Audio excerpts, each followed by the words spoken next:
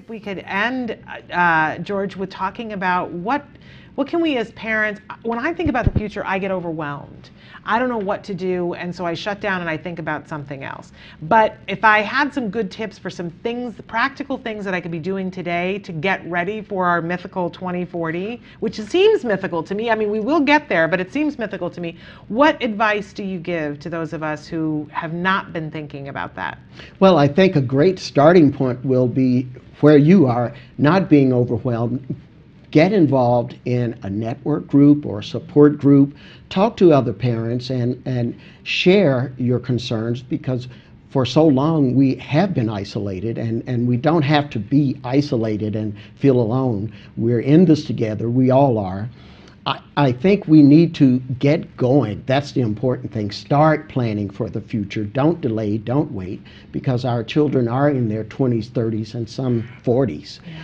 And we need to start planning their long-term financial well-being, start planning for employment and support them in their employment endeavor if possible. We need to look at housing options. So many of these young people, soon to be middle-aged people, will be living with parents probably up until that parent dies. And in a lot of cases, it's going to be the moms and their sons or daughters. Dads, in some instances, are in the picture, and sometimes they just aren't. I've had a number of moms tell me that dad was involved, but with the diagnosis of autism, dad just checked out. He just couldn't handle it emotionally, which is amazing when you consider strong, committed men. But this just overwhelms so many dads because they have expectations for their son or daughter, and they may not live up to those expectations, but you can alter your expectations and have a very supportive and loving relationship. We need to make sure that family members are involved to the extent that they can. Now, there are some families that certain members of the families just won't get on board with regards to supporting that individual, and you have to respect that individual but move on and recognize that your child's well-being is the most important thing, because we're not always going to be there to do the things that we do. And while we can't ever find a substitute for being a parent, we can look at viable alternatives and try to educate. And I think our greatest role right now is as advocates. Educate, educate, educate as much as we possibly can so that our children can have the future we dream of. You know, you said something that really struck a chord with me. We love it when we have dads on the show because, as you said, you know, it's not all the time, but there are many cases where we have moms on and dad isn't in the picture. So anytime we have an opportunity to have a dad on the show, it's a special treat for us. But it makes me want to ask you, and it's a personal question, so you can tell me it's too personal, but clearly you stayed and you got in the trenches and said, I'm going to be involved in this.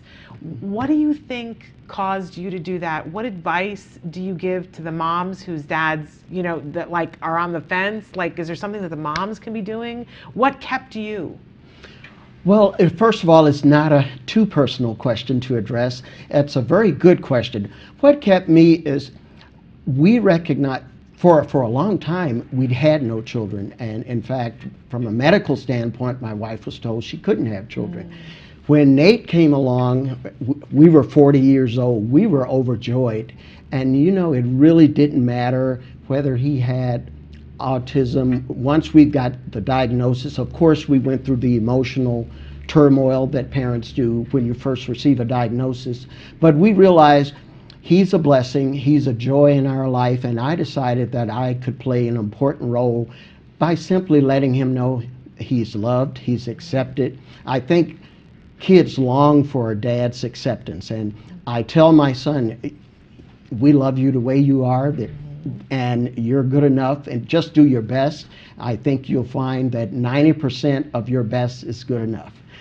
And is he the only child that you have now? Yes. Okay. Yes. So he's the one and only. The one and only. But you can see it in your face that you adore this young man, and that's you know. Thank you. But I find it so encouraging that we meet more and more men who say, this is it, I'm in this, that but it's disheartening for the guys who walk away. I think it's really hard for them. It is, and I think you're right. It is hard. I think so much of it has to do with societal expectations of men, especially dads and their sons. My son should be like me, or my son should live up to the mythical image of a man. Yeah. But it doesn't diminish that son's manhood or masculinity in any way. It's just a different point of view. Well, so enjoy talking with you. It's a wonderful book. George Williams, Who Will Care for Them? Subtitle is What the Future Holds for Millions of Autistic Adults. You mentioned it's on sale in Barnes & Noble. You can Yes. get it on Amazon.com. Please tell them your website again so that they can Sure. go and find out more about you. Sure. My website is Optimal, that's OPTIMAL, healthcaresolutions.com/adult autism 2, the number 2. Wonderful. Thank you so much for being with us. Thank you. Thank you. I enjoyed being here.